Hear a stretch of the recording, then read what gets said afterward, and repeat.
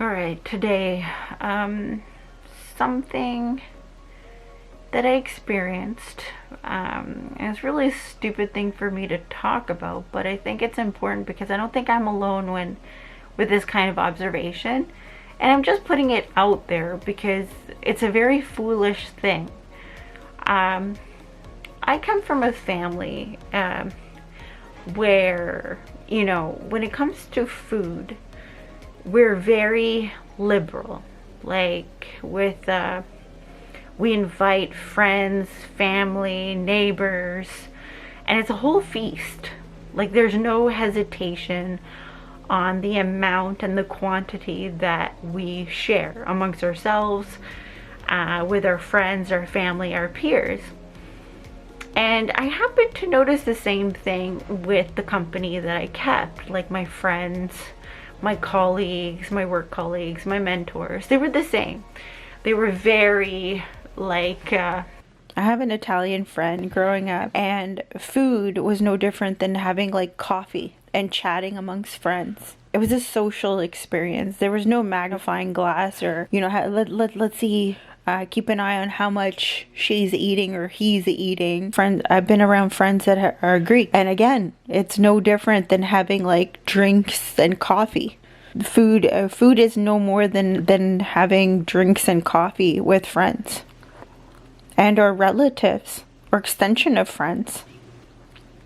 Colleagues, strangers, it's a social event. Zero people were ever when I was working, it was no different either.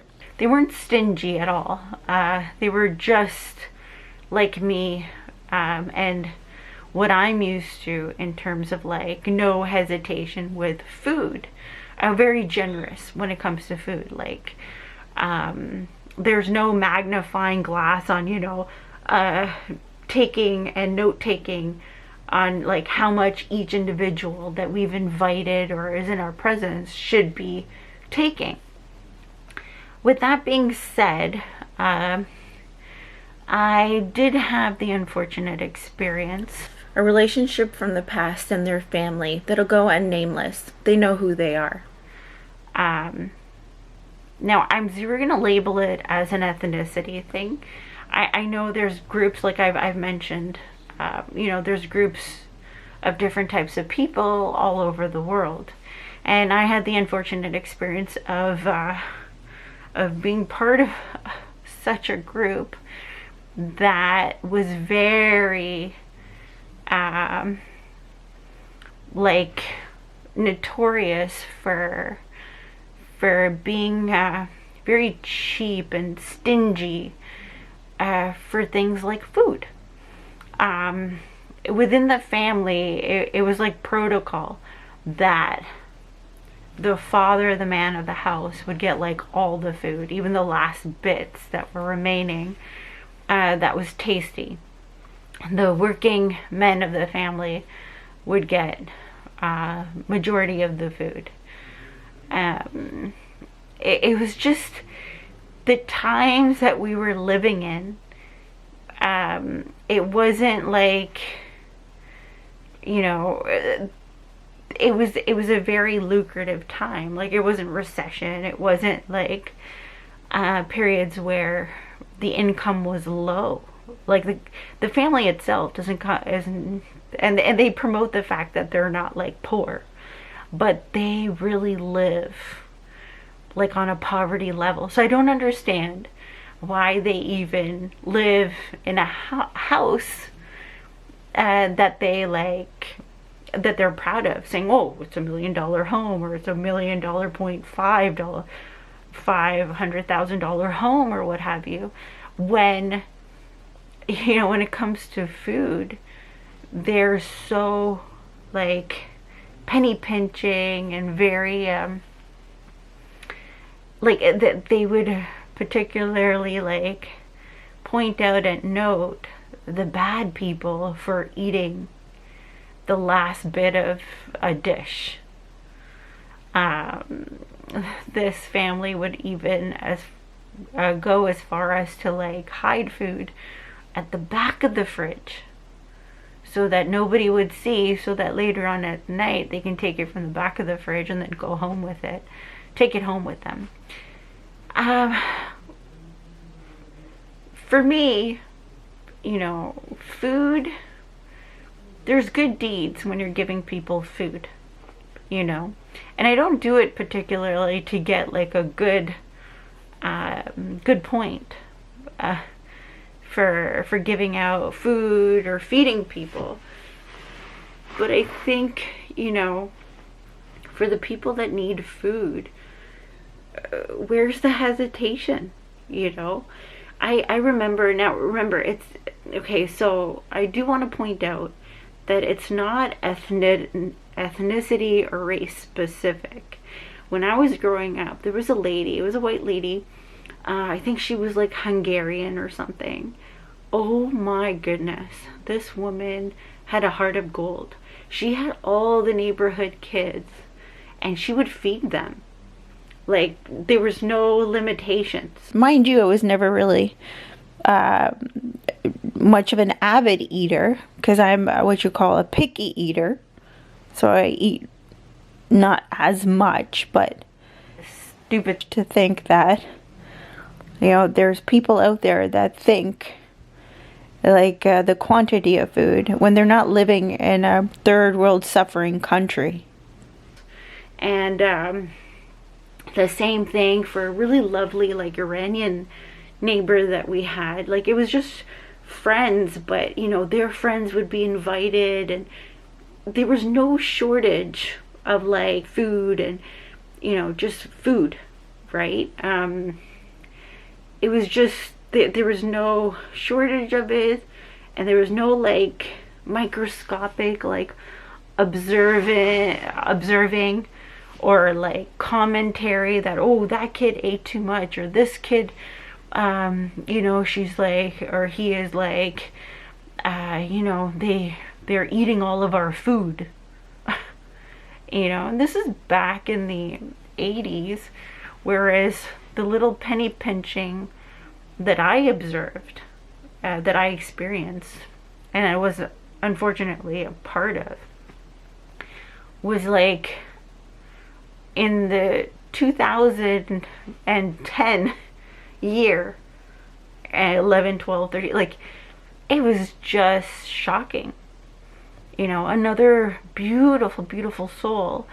You know, she was a single mother, and you know, for them as well, I mean, I think she was Afghani was her faith, and you know, or her ethnicity, and not once did she bat an eye, or you know, did she cry, or did she like retaliate out of anger for eating her food. They actually just made a whole array of like different kinds, just to make sure that everyone, adults and children, were fully fed, satisfied, and like hunger free. It's just so surprising that I had to experience a small group of people that they're well off, but they lived like a life of poverty in a world filled with abundance. You know, just to make other people feel like very insecure, you know, walking on eggshells, so to speak, that, oh, shouldn't I eat food? You know, and then leaving hungry. It's just, it's not right. You know, you live in a country, in a place, you have an income where all resources are available to you. In third world countries, they're not. So stop putting yourself in a position of being stingy, and especially with food. I cannot believe that I have to make a video about this, but I felt like it was necessary because I don't think I'm the only one. And you know, comment down below if you've ever had experiences where you felt that, whether it be with friends, families, like, loved ones, or just even colleagues. You know, I zero ever want to experience that. Like, I'm not living in a time, and I'm not living in a country where, you know, there's a shortage of it. I'm not sitting there saying, you know, be like, what's the word? Gluttony, you know? But if you have to be like aware of how much you should be actually eating and where the majority of the food should be going, like, stay away from meat.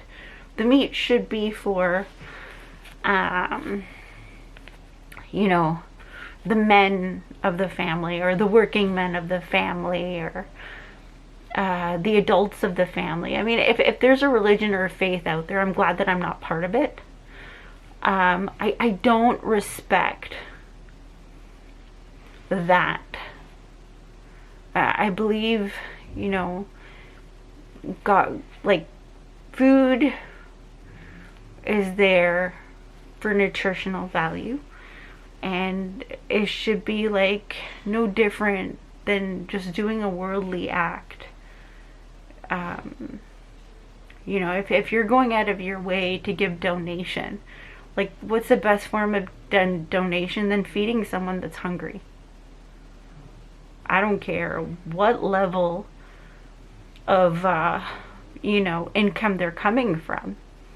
You know, if they're at my house, or if they're with me, I'll make sure that they have enough. And they're not thinking, oh, you know, this food should be going to somebody else, not me, or this should be going to the household, not me. Whenever I ate food, whenever the company I was around ate food, the last thing they were thinking about was how much and to who. It was just about, it wasn't even about the food. It was just about the conversations. It was about the social setting. It was about people getting together and loved ones getting together and having fun over beers. And that's pretty much what food is. You know, it's no different than having like beers. And that's pretty much what food is. So again, adults, children, I mean, there should be zero hesitation, limitation, and the direction of food based on tiers. Like, it was just a really stupid experience for me to ever experience. Please list below if you've ever had stupid experiences like that, and at any point you felt guilty for eating at somebody else's house. You know, I do understand manners and stuff, but this was well beyond manners. Like, it took it to a whole new level, where you couldn't even just take one piece of, like, you know, protein, whether it be fish, beef, chicken, or pork.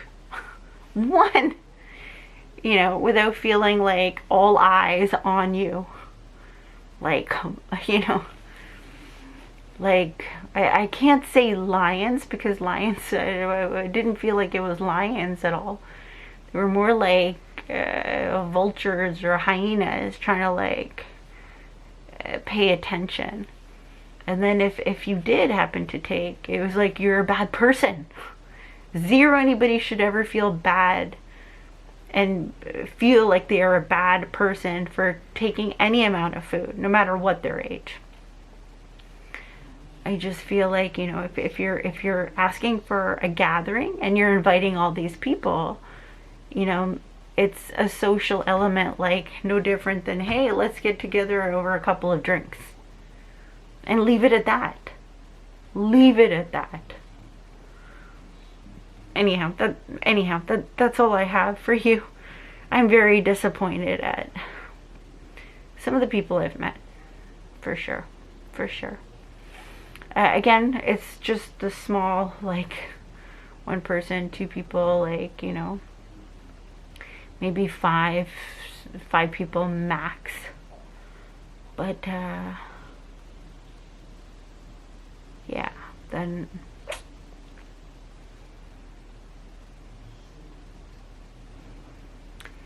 I just feel and I cringe at the fact that, you know, if they have loved ones, I hope that there's zero suffering when it comes to eating food.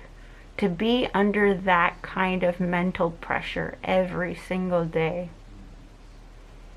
you know, being around their parents, going to like grandparents within the family who have that same kind of like magnifying glass kind of train of thought. I'm sure Jesus was not at the table saying, "Oh my gosh, did you see how much so and so ate?" from any of his followers. Like, come on. Come on, humanity. Like, come on, human beings. Let's stop being ridiculous. I just, I want abundance for those individuals who are experiencing that and that type of mental hardship. Like, I want the best for them. So anyhow, I zero feel good about talking about it, although I feel like I should. So I zero think that I'm alone in this thing. Anyhow, talk to you later. And that's all I have for you today.